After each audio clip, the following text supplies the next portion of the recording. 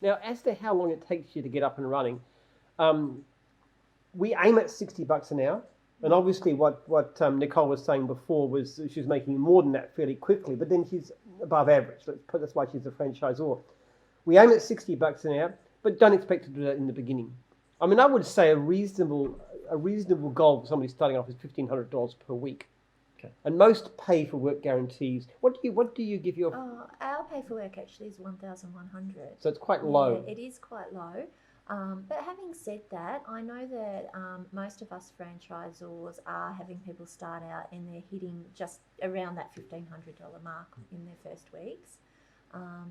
So I think it's a reasonable aim because like if you look at something like a mowing, and I use that because I know that typical lawn's about $50.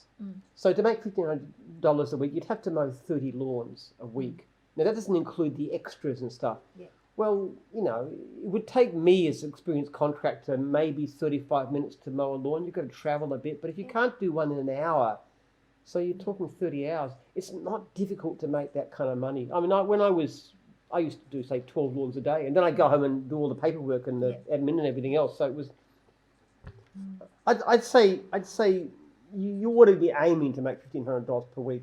The point about it is too, though, that it depends on the amount of work available. Some divisions, at certain times of the year especially, are going to have plenty of work. In others, you're going to have to do your pay for work guarantee, and that becomes more complicated. And that means going to people that you know, friends, neighbours, relatives, gyms from other divisions, anybody you know, and doing free services. And if you're not prepared to do that, you can come up pretty badly unstuck in the beginning because the leads don't come through.